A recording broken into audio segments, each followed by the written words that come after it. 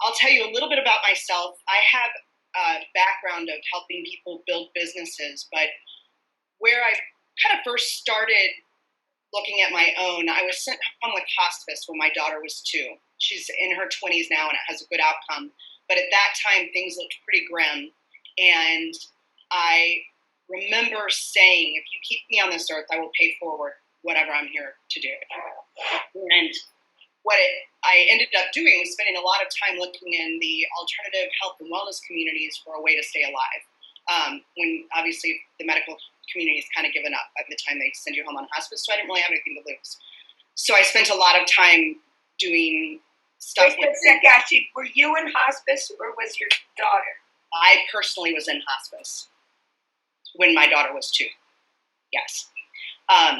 So I spent a lot of time learning about different modalities, learning about nutrition, learning about inflammation in the body, all sorts of things. And as I learned and started healing and getting better, I started teaching others what I had learned. And it turned into a business over time where I had several cookbooks going. We had a meal delivery company throughout the St. Louis and Illinois area that delivered anti-inflammatory meals. We had an event venue in the front that we brought doctors and everyone from around the country to speak and talk about wellness. And we, of course, did, like you, Boo, we did weddings and all the things in that space because as soon as someone saw it, they wanted to host a wedding or that type of thing. I stopped those businesses in 2017, sold everything related to them, and decided that my time here now was spent teaching wellness business owners how to grow their companies, how to grow their business. And so now exclusively I work with mostly wellness professionals throughout the entire country, coaches, consultants, practitioners, gyms, home health agencies, kind of the full gamut. I do work outside of that realm as well, but that is my niche. That's what I'm focused on, and that's what I'm really passionate about doing. I have a team of people that I work with. They're all women. They're all women over 50 with the exception of one. We have one gentleman from Nashville who's an artist that we do some sound work with. But everyone else in our team or collaborative is someone who's either grown a business or worked for large corporations in a significant role and are passionate about paying that knowledge forward. We do everything from website building to SEO to one of our most popular things is just a move the ball call. It's a 30-minute call with me once a month where we talk about what exactly are you going to do in your business to move the ball forward. And a lot of times as business owners, when we have that time scheduled to work on our business instead of in our business, we end up down the rabbit hole of checking email or doing all sorts of things that are really important, but they don't necessarily make us money or grow our business. So we talk about how are you going to take the knowledge you have and what you need, and are you going to do it yourself? Are you going to outsource? What's going to get done in the next 4 weeks that's actually going to move the ball? So one of the activities that we do with almost every single person when we start, whether we're building a website for them, whether we're doing social media, anything, is we start with their ideal client avatar, which is what I wanted to talk about today, because it's a good starting point no matter where you are in your business. So probably you've done the exercise of exploring your client avatar, and if you have, and you use it quite a bit, you're in the right place because this will give you a new, fresh perspective to look at the work you've already done and how you're incorporating it in your business and hopefully get some new ideas. If you haven't done the work, then it'll give you the chance to start from scratch and kind of get that legwork and look at how it's going to drive all of your marketing efforts no matter what you're working on in your business. Does that sound good? Fantastic. So one of the things that I find that a lot of people are worried about coming up with their avatars is that they feel like they're going to limit themselves in their business. I serve people that are in their 20s, but I also serve people that are in their 80s. And I don't want to do something that it seems like I'm not serving everyone. And I will say when we try as business owners to serve everyone, we frequently end up serving no one. There's a lot of research in the industry about websites and whether websites are effective or not. And 90-something%, it kind of varies depending on the study you look at, are deemed ineffective. And it's really because of their messaging. They're trying to speak to too many people and too wide of an audience at one time. So coming up with what your avatars are helps you niche down and make sure that anytime you're doing any marketing, whether it's speaking to a group or doing a post or building a blog or building a website or whatever it is, that you're having someone say, I want that, I need that. And when we speak to something really directly, whatever the service is, in that language that that avatar uses, that's what causes that reaction. So you may do wardrobe consultation for someone who's in their 20s, but also someone who's in their 80s. But the person in their 20s, you're going to probably language that a little differently than the person in your 80s. If you use the same language, you're going to lose one audience or the other, or you might lose both. And that's true no matter what your business is. So we try to go in and help people figure out who are you talking to and how do you say it in the way that makes them say, I want that. It doesn't mean you can't ever work with anyone. And frequently when you start working with one avatar, that avatar will say, oh my gosh, can you help my daughter? Can you help my husband? Can you help this person? But by marketing to that one avatar that just referred you to those other people, you've actually widened your business better, because if you were trying to speak to all of them, you may not have gotten the first one in the first place. So an avatar exercise is typically something that we see that someone's done at some point and put in a drawer and they don't use it. And I hope after today, you'll actually have those avatars out in front of you and leave them hanging on a wall or somewhere in front of you, to where every piece of material that you're creating, you're referring back to it, because it's incredibly useful. As soon as you land on somebody's website, you have about 10 seconds to capture their attention, and some people say as few as 3, to let them know whether or not they're right for you. So if you came to my website right here and you were in the trucking industry, you probably wouldn't reach out to me. But if you were a wellness business owner that was looking to grow your business, you'd see right away that you would fall kind of into my avatar, right? So I'm immediately saying that with how I've spoken to this avatar. When you go through your avatar, you're looking at all sorts of different things. You're looking at just kind of a basic gist. Who are they? And you might have more than one. We try to say if you get one avatar and you do it really well, you'll probably grow your business the best. If you have 2 or 3 and you can't narrow them down, there's absolutely ways to speak to 2 or 3. Just make sure that you've done that individual exercise for every single one you have. And we highly recommend not having more than 3 if you can help it. If you have to go into the 5 or 6, that you're really looking at how can you best serve those. And I'll show you some examples of business owners that have one avatar and then also several avatars today. So one of the most important things that you're looking at is, who are they? This is Jackie. Jackie is a successful business owner. She has 3 kids. She's owned her business for 3 years. She's growing quickly. She has very little time for herself. And she realizes she's not able to do it all on her own. So she needs to kind of outsource or get some help or come up with some good DIY solutions that are affordable, right? Her pain points are that she's comfortable with technology, but she prefers simple, quick solutions. She's not sure how to scale her business without losing that work-life balance. So as it grows, she's afraid she's going to kind of lose control and not be able to keep that going. She'll let her family down or she'll let her business down.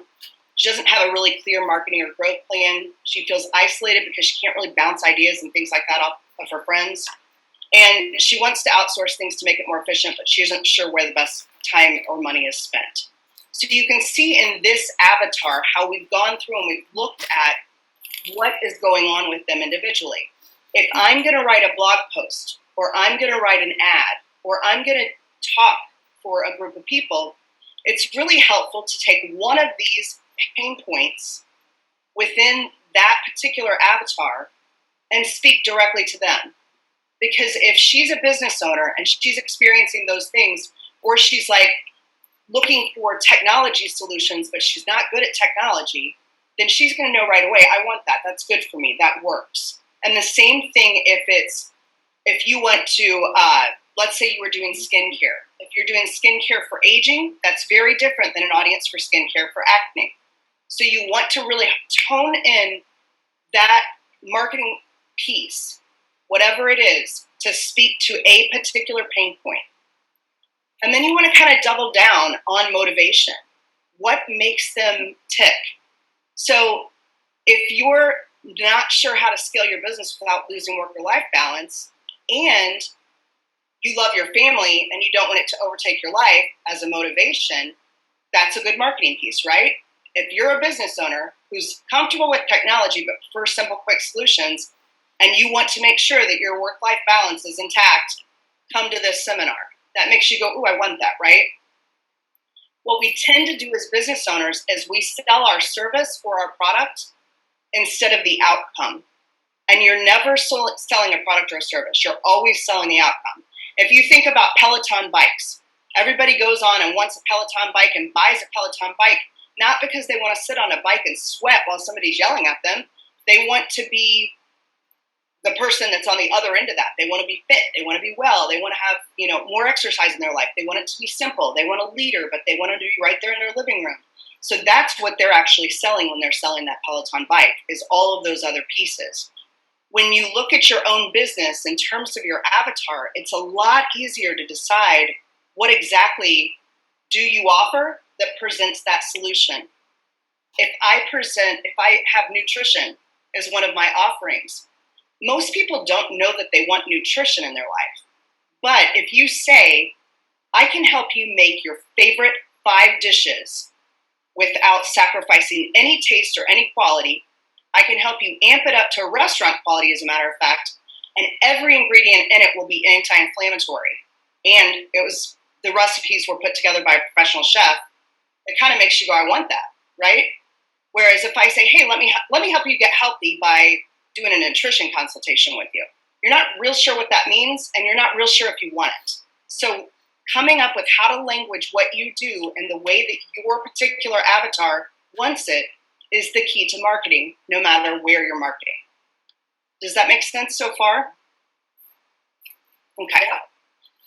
So once you go through the exercise, and we won't do that today because it gives you every question and it shows you kind of how we've plugged them in here, and it gives you a blank place to plug them in yourself, and you know that you're going to come up with what are your top clients? Who are the people that if you could just serve that client over and over again?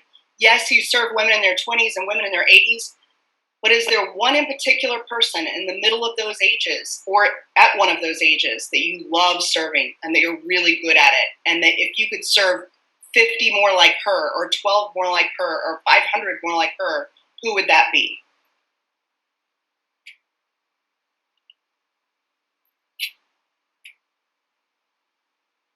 So when you go to the question of how many can you have, I'm going to show you a couple of websites where people have more than one. Jennifer Woodward's It Is in Nutrition. You can tell right away as soon as you get to her site exactly who she helps. I help women who have been told their lab work is normal to have healthy periods, tons of energy, strong digestion, and a faster metabolism. So right now, as a woman in this group, you know whether or not this is somebody that you probably want to work with. If she might be fantastic at helping postmenopausal women with gaining energy and digestion, but you automatically kind of self-select yourself out when you start hearing, wait a minute, you're starting with have healthy periods, right? So she's not trying to speak to everyone. And she's not just speaking to women. She's really narrowed down her niche, and she knows that she wants to work with women in that, period of their life. We have another doctor here, the gut doctor, who had 3 very distinct avatars. She works with children with ADHD and autism. She works with women who are in their 40s experiencing inflammation and want to make a difference in their gut health. As you can see, she's the gut doc.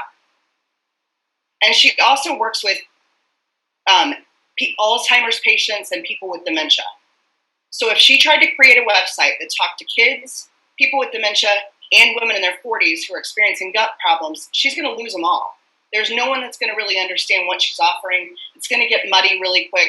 So what we decided was her particular avatar, even though she offers these other services, is that woman that's in her middle-aged life with some sort of children and or aging parents that she's helping. And all of her services are actually marketed towards this person who's probably helping these 2 clients make the decisions in their life, right? So she's helping her aging parents navigate the internet, find the services. And because she specifically serves people with dementia and Alzheimer's, she may or may not be the one that's actually making all of the decisions, but she's certainly probably involved in some way if she's the one that's technologically savvy in her family. And then she's, of course, making those decisions for her kids. Not always is the parent making the decision for the kids. If someone's in their 20s, it very well may be that the 20-year-olds or the 14-year-olds have more disposable income than the parents do, and they're making their own decisions. So it's really important for you to know, though, who you're probably going to capture and get them to spend the money, and make sure that you're speaking to their needs first. So if it is the adult that's making the decision, you want to make sure you're speaking to that person first. We've got,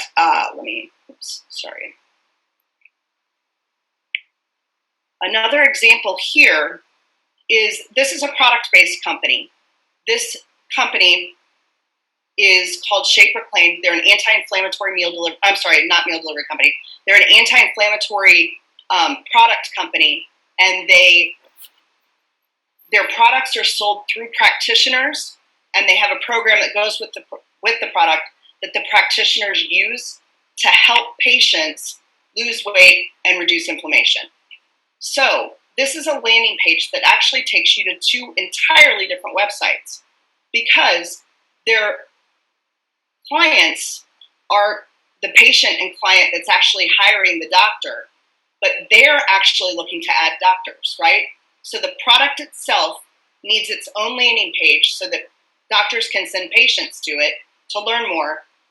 But the company, because their exact ideal client, is a practitioner, a wellness practitioner, they needed a second site. So if you go to this site,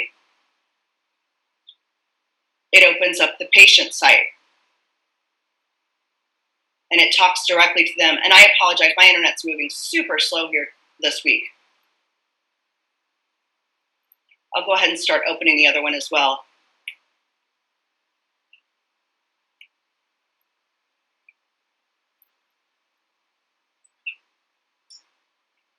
But the messaging on one speaks exactly to the patient, and the messaging on the other speaks only to the practitioner.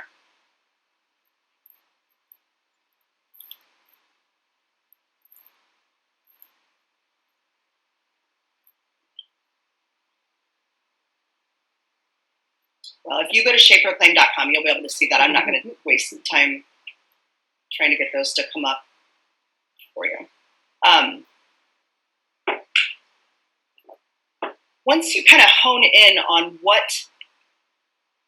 who your audience is, it's great right after you've captured them to start speaking to their pains. What we tend to do typically in marketing is we start talking about our solutions, but you still want them to know that these are the problems that I help solve.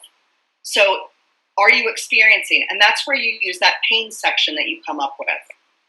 And again, if you're on your website, you might use all of the pains, and you might use all of the services that serve all the pains later.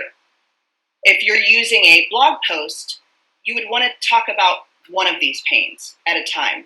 Or if you were talking about a Facebook post, you'd want to talk about one of these pains at a time. Does that make sense? Great.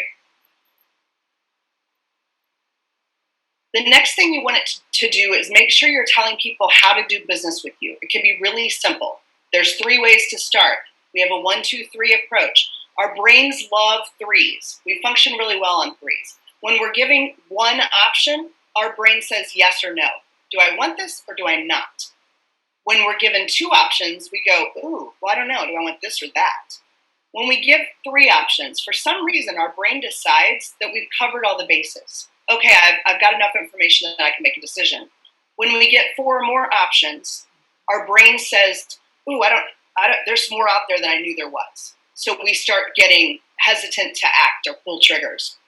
There's so much research that says our brains work in 3s, keep your marketing in 3s. A 3-step solution, 3 different packages to choose from, 3 different ways to get started, 3 simple things you can do today to help boost your metabolism. Whatever the thing is that you're doing, if you can kind of think in 3s, it sounds to the brain like it's going to be easy to do. So her 3-step solution was schedule a 15-minute consultation, schedule an in-person health assessment, or schedule a telemedicine appointment. So she's saying you can do it in person, you can do it by the computer, or you can just start for free. Some of those would be, schedule an appointment, we'll map your personalized plan, and you'll leave with whatever it is you leave with. Now let's get into someone who's got a lot of avatars. So this is Judy. Judy is a vocal coach. She also offers piano lessons, and she also offers like solutions for groups like choirs and things like that. She has online packages and also in-person services. But if you see right away, she sticks with the vocal coaching right away. But she's got kind of a scrolling here saying, oh, I've got several avatars going on.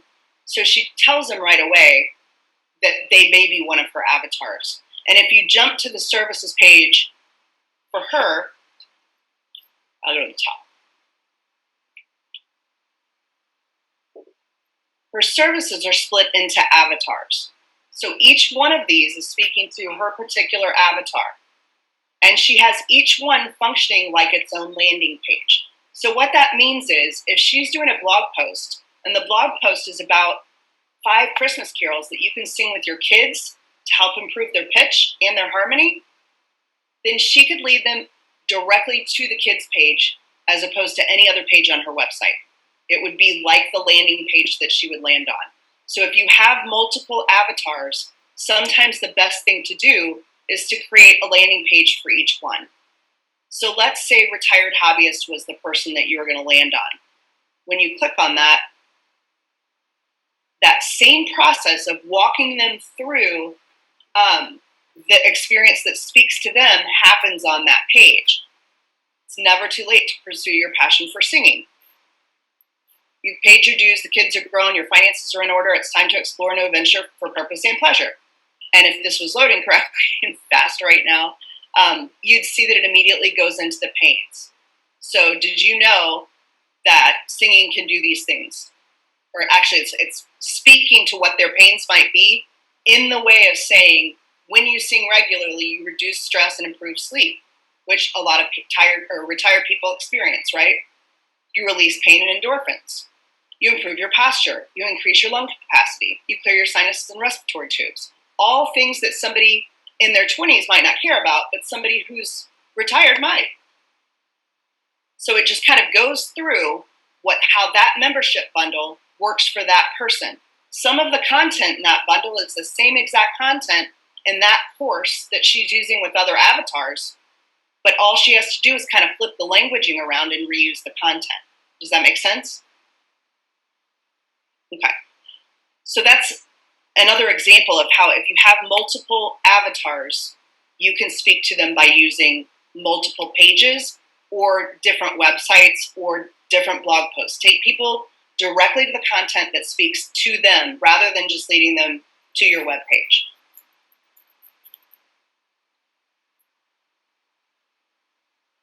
So let me stop for a minute and answer any questions that you might have, because I know that's moving kind of fast. It's a lot to cover in a short period of time.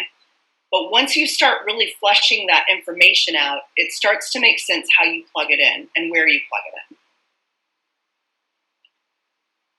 Does anyone have any questions? I do. Okay. This is Casey. Hi, Casey. When you're trying to figure out who your avatar is there a simple process to do that? You're opening up a world of possibilities for me, and how I, view the business that my kids and I just started. So I'm trying to figure out, how do I approach figuring out my avatar? Do I do research with demographics, or, try to, go on Google Analytics, or what is there a process, I guess I'm asking? Great question.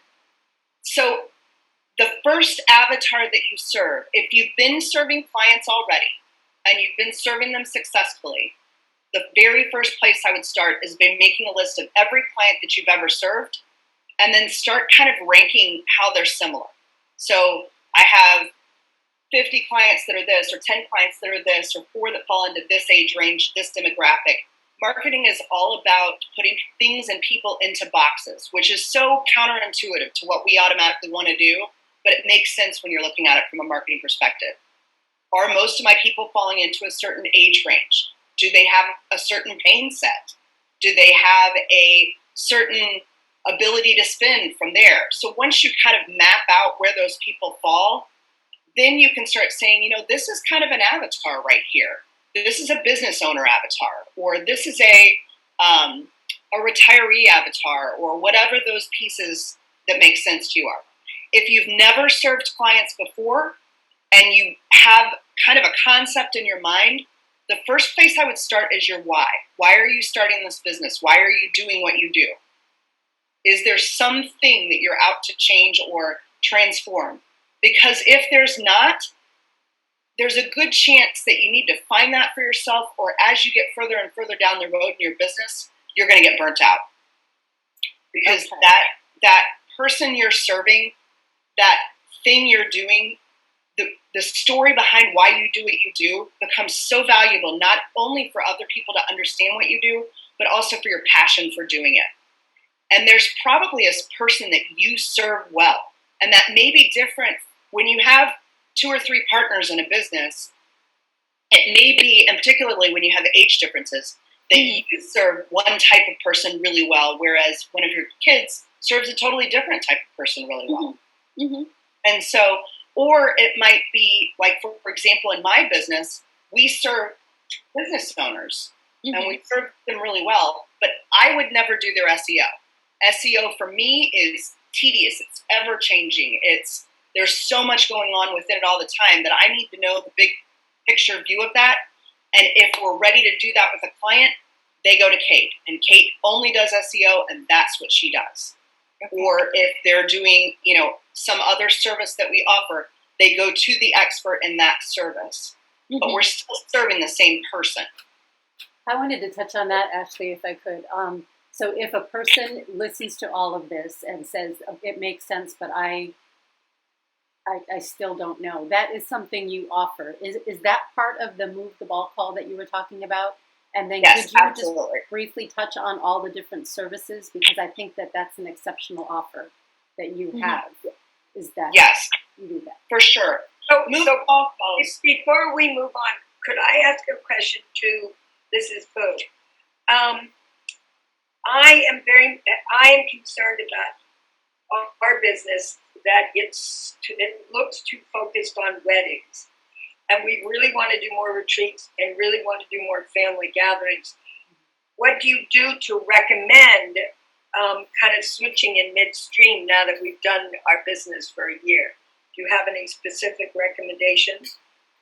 I do. So I would create one of 2 things, either a separate web page or a separate landing page, depending on what makes sense. You kind of have to look at the business as a whole, look at what you've already done and make those decisions. And that's why I wish that marketing was a one-size-fits-all approach. And a lot of people sell it like there's a business in a box kind of solution.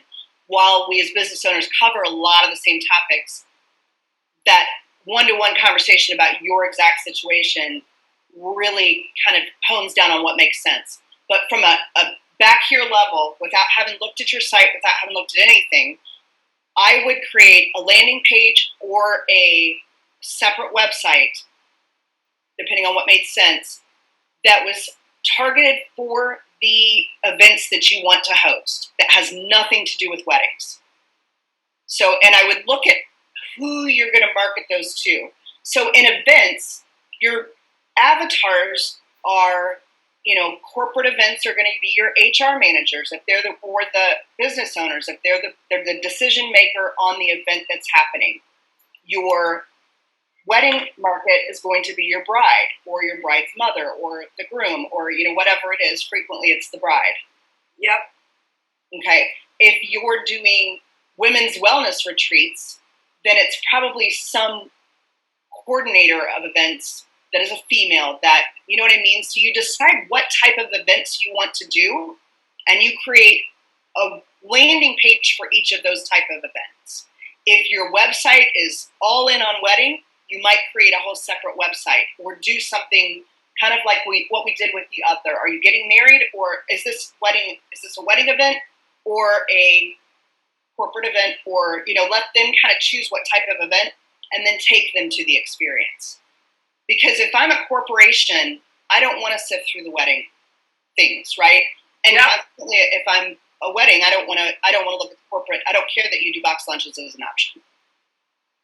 And that is something that you offer, is that conversation.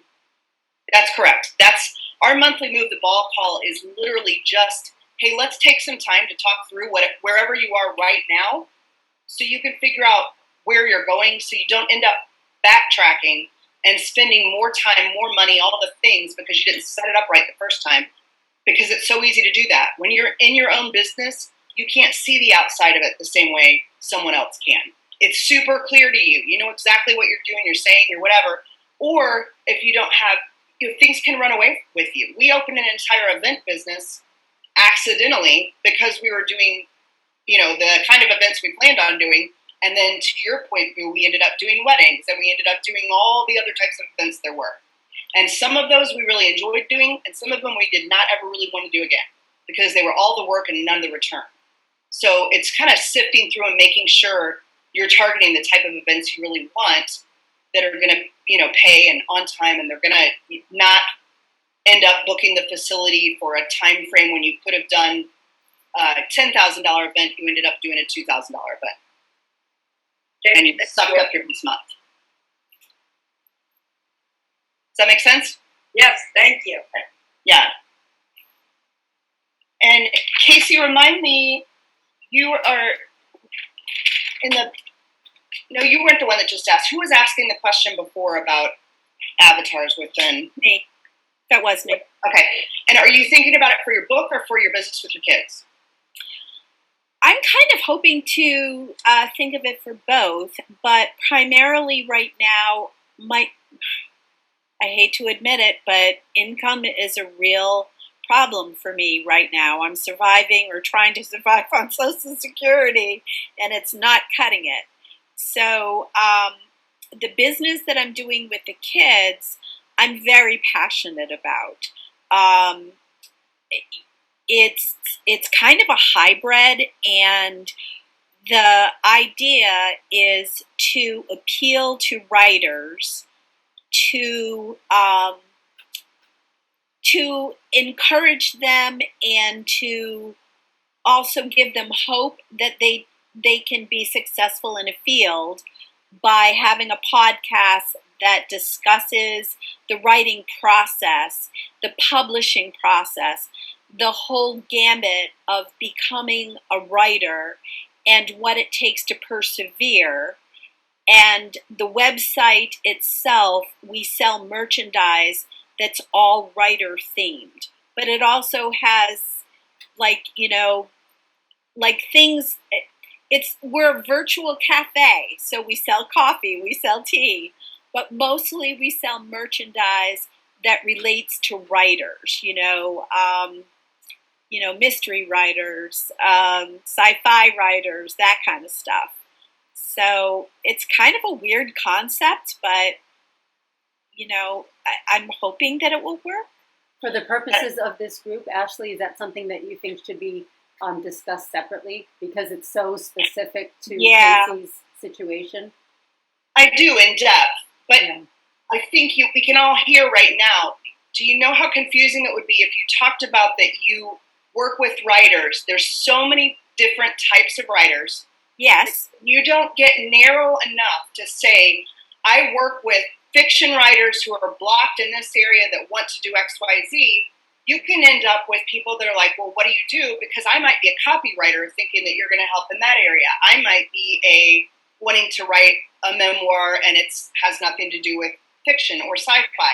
Might be a sci-fi writer and have zero confidence in you because you're talking about something that's outside of that realm. So the more we focus in, even if your business is consulting for writers and then your avatars get broken down, and as you listen to this, think about this for your own business, because it isn't really only about Casey's business. It's about how we all tend to say, well, I do Reiki, and I do Reiki for everyone.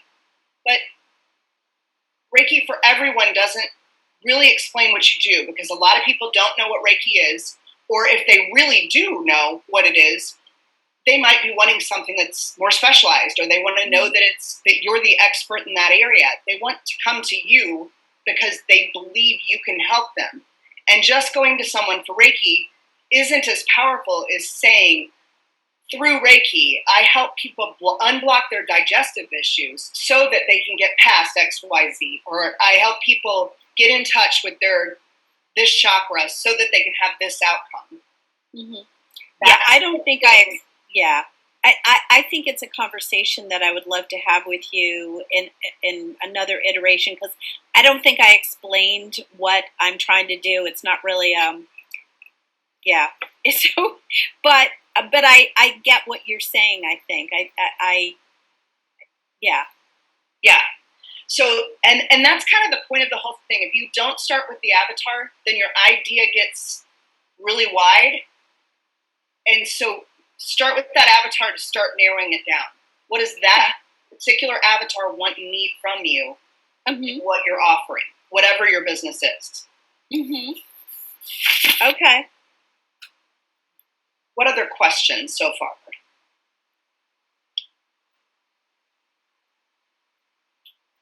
I know that you have. This is Boo again. You said that you felt like websites were not helpful anymore. Did I hear that right? No, that is definitely not what I meant to say, if that's how you heard it. I apologize. Yes, websites are essential. I mean, websites are one of the ways that people really try to understand what you're doing. And in fact, it needs to be not only a good website, but you need the copy on that website to speak directly to the person you're trying to work with. So if you have more than one avatar, you want that website to speak to each avatar individually, so that when you lead people to your website, you lead them to the person or the page on your website that speaks to them. So, for example, if Judy is selling her lead singer's course, she's not going to send the retired person to the lead singer's course or the kids page. This is for the person who's dreaming about becoming a lead singer in a band or starting their own. So this isn't going to resonate with me if I'm retired and I'm just wanting to learn to sing better for my choir. Does that make sense? Yep. So, I'm glad I misunderstood, and I thought, oh my gosh, we just struggled so to get our website right, and to hear that you think it's sort of passé, I was like, So thank you for clarifying. No, yes, absolutely. I think everyone needs a website. Everyone needs to take advantage of the other things like social media. Build a profile on every single one of them. You don't have to keep your social media up or be active on every single channel. You can just pick one and stay active on it, and it will help you tremendously in showing up in a local organic search. Organic meaning non-paid. So you don't have to be on every site and build, stay on them and post on all of them all the time. Just pick one that matches your avatar. If you're a business-to-business company and that's how you're selling, then you want to be on LinkedIn. If you're serving people that are in their 40s, you want to be on Facebook. If your audience is in their 20s, you want to be on Instagram. So there are various social platforms that make sense for your business. Put all your eggs in that one basket, so to speak, but make sure you've claimed those other free profiles, because I'm expecting to find you on my favorite platform so that I can stalk you. And I know that sounds really creepy and weird, but the truth is, it's like blind dating. It's like, oh, you should really meet Lisa Arnold. She's really great. She's a photographer. She's super cool. Well, I want photos done, and I'm not sure if she does the type of photos I do, so I'm going to go and find her wherever I try to find her. And the more places your name is showing up and your business name is showing up, the more likely you are to show up in a search. And so you want your business name and your personal name to be all over the place as much as you can. If you haven't done it already, Google your name and see if you're coming up under your name. And if not, spend some time trying to kind of up that game a little bit so that people can find you. Because if they're at a party and they say, oh, I've been working with this really great person who you should totally meet, and they're going to, and maybe Boo's a hard example because you're probably not marketed under that name, but they're going to look for you by your name probably, not your practice name or your business name, because the person that's talking about them doesn't always use the business name. There are exceptions, but if I'm a spa, then I've probably said I'm working with Julie Andrews at this spa, but I might not. I might just say my massage therapist, Julie. So it depends on your business as to whether or not that's really important. But most coaching, consulting, a lot of the businesses that we have here, you want to be searchable under your name as well. I think it's really important. I know that for me, as I listen, I can get overwhelmed because I know that everything you're saying is important. And so it feels like, oh my gosh, so which one do I do? And I know that you have a team because of that. Could you briefly just explain how that works, just really basically? Yeah. Yeah. Most of the time what we do is we start with the move the ball call. Where are you? What's going on in your business? How are things going? What's working? What's not working? And do you have a strategy? And to be honest with you, most of the time the answer is no. Business owners are busy. We're doing a million things. We're trying to do all the things. Our passion is the business that we work in, and yet we're required to spend all this time working on it. So there are certainly a ton of strategies for how you grow different types of business, but you don't have to do them all, and you don't have to do them all even well. So, but there are pieces that will help you depending on what type of business you're in and what that means for you. So we typically sit down with a client over the phone and talk. It's generally a 30-minute conversation because at the end of 30 minutes, you have about as much as you can handle or need or enough to take the next step of what has to happen first. The first step we always take is drilling down on those avatars. Because if you don't know who you're talking to and we're marketing to, we're not going to be able to do anything to help you grow until you're super clear on that. And once you get super clear on that, the other pieces start to unfold. Is our website speaking to that audience in the way that it needs to, or do we need to make some changes? Is our social media actually resonating with those individuals, or do we need to make some changes? Does it even make sense for us to spend a lot of time on social media given the business that we're in? Are we doing local business or national business or international business? All of those pieces drive what your timeline of the services that you offer or that you move through, how and when you do it. So, for example, go to our services page. And so that $49 call per month, most businesses find they've got enough for their team to work on for the entire rest of the month. They know exactly what to do, and either themselves or their team, they know they can get it done because that's what we've figured out, fit their time, their budget, whatever the thing is. You know, sometimes we have more time in our business, and sometimes we have more money, depending on where we are. And when you're in startup, you don't have any money, but you also don't have any clients, so you have more time. When you're booming, you have all the clients, and you don't have the time to get anything done. So sometimes it makes sense to do it in-house. Sometimes it makes sense to outsource it. And those decisions become kind of the important piece of what you're balancing throughout your business. When you start scaling again, you kind of go back and forth between those pieces. Very rarely do businesses have tons of time and tons of money. It just doesn't happen that way. It's usually a little more of one or the other depending on the time. But that having that call, we had a team that wanted to triple their business. It's a doctor, and he has two kids that are graduating from chiropractic school. He brought his entire team together, and we did a 30-minute move the ball call. He started in March during COVID, and he's been in business for 37 years.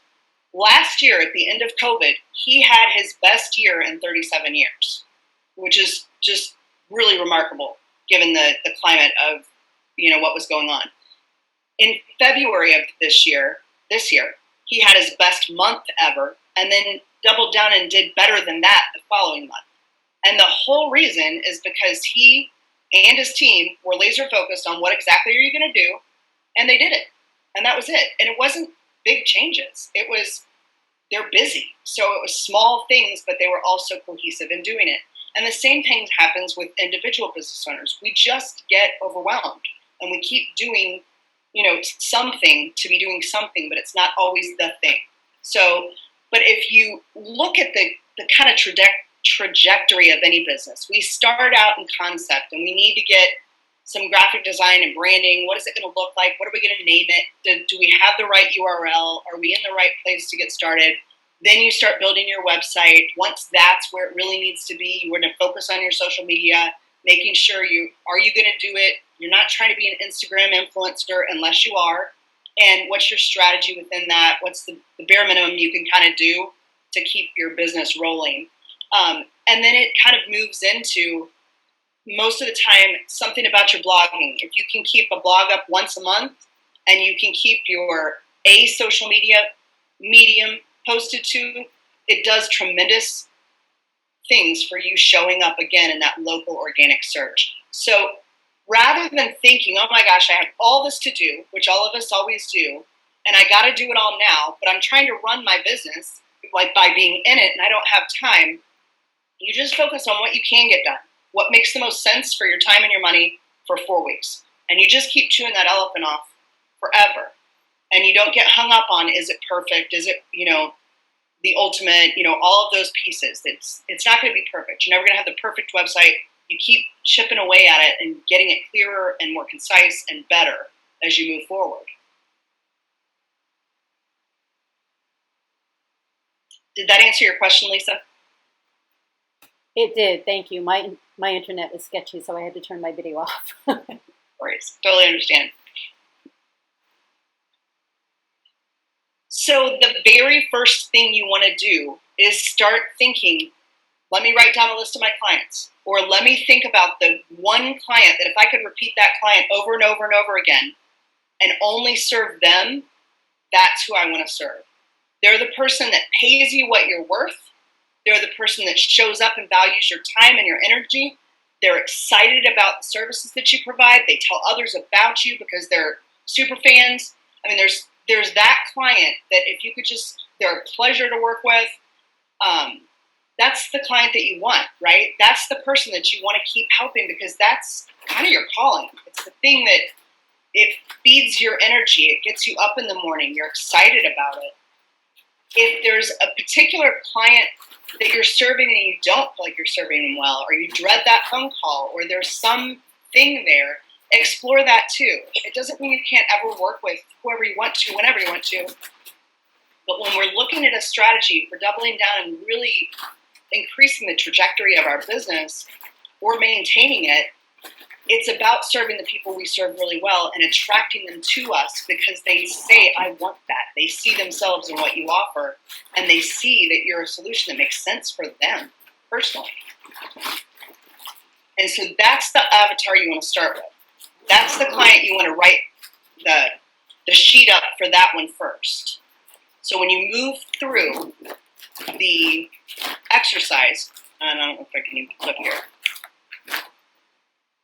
and you're asking the questions that are in the workshop, or the workbook, I'm sorry.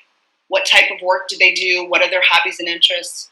You can do this in a couple of different ways. Either fill this out in your best guess, or do a little, get together, 3 to 5 of them, or take one of them to lunch and ask them, can I interview you? You are just such a pleasure for me to work with. I appreciate you, and I want to work with more people like you. And I'm just trying to kind of get really clear on who I want to work with, and you're it. And ask them these questions, like anything that you don't know. You might not bring the whole book, but there's some things that you don't know about, like where are you shopping? What do you like? And we're using that information because even though right now you might not be running ads or you might not be spending money in that way, the more in touch you are with that avatar and the more you're speaking their language, the more likely you are to attract them. So if you are writing a blog post and you know that most of the people you work with like a certain type of news outlet, or maybe it's a certain type of podcast or whatever, and you find value in something that you've read, then you know to refer them to it. And it just gives you, once you reference those things back and forth, you're building likability at work, you're building trust, you end up having a relationship that's on a different, more genuine level with all of your clients because they feel seen. It feels good to align with people that are similar to us in some way, that we like what they offer, and you feel like they get you. Does that make sense? So I think that's a great idea to interview some past clients to see what worked, what didn't work, and kind of how they came to you, so you know more of what to do. Yeah, That absolutely. seems like a really straightforward, great idea. Yes. And when you do it, the other thing you want to listen for in the background is there's a testimonial in what they're saying. So if they say, I really love the way you take time with me, that I feel genuinely heard when we have a conversation, you're able to serve me this way, it makes me feel that. Those are things that you want to say, hey, would you mind if I quoted you on that in one of my blogs? Or would you mind if I use that to tell others about what I do? That's a great description of how I want them to feel. And then it can be, Mary said, I have a whole new wardrobe and feel like a new woman. I suddenly feel confident in my clothes. Those pieces that she said become testimonials for you as well. As a good gatekeeper, we have 15 minutes left. We'd love to take a time to introduce the next piece and to give testimonials. So, Ashley, is there something burning that you want to say in the next 5 minutes? Not unless there's a question. Any questions, ladies? I have a question. It's Casey. My computer crashed. There were people that put contact information in the chat, and I'm just wondering, it's not there anymore as I'm looking at it. And I know there's a couple of you that I'd love to reach out to. So is there a way that we can, have that refreshed at all, or how we can get in touch with people? That file can be saved and the information can be posted in the Facebook group. If you want to join the Facebook group, then that would be there as well. Oh, that's perfect. Thank you. Thank you, Ashley. You were very helpful. Thank you. Yes, Ashley, on behalf of the spokesperson for the group, the information you gave was so clear and so able to be implemented that I thank you. This is an incredibly valuable consultation. Our team has worked diligently on how we're trying to brand ourselves, and all of what this, I wish we'd had some of this to be able to, we would have spent way less time on it. So thank you for the generosity of your information. And I guess my final question, if nobody else has a question, is do you do sort of a website edit? I feel like it would really help us to have another set of eyes that don't know much about us to look at ours. And I wonder if there's other people that have websites that would appreciate that. We do. Yes, that's one of the things that we offer. Pretty much anything related to growing a business, and except for financial. We don't do bookkeeping, financial things like that. It's all in the marketing realm, whether that's website audits, copy edits, any of that type of thing, branding, marketing, anything in that realm is something that we do, or we tell you we can't. We generally have a good person to send you to. Great. Lisa, is there anything else that you want to say about this? Me? No, I don't know anything about this stuff. Right. That's why I need people like Ashley. That's right. Well, I really thank you because you've given some very concrete things to do, and it sounds like you've got some concrete ways to do it, and you can help us along the way. So thank you. All of us are applauding you, so we appreciate it.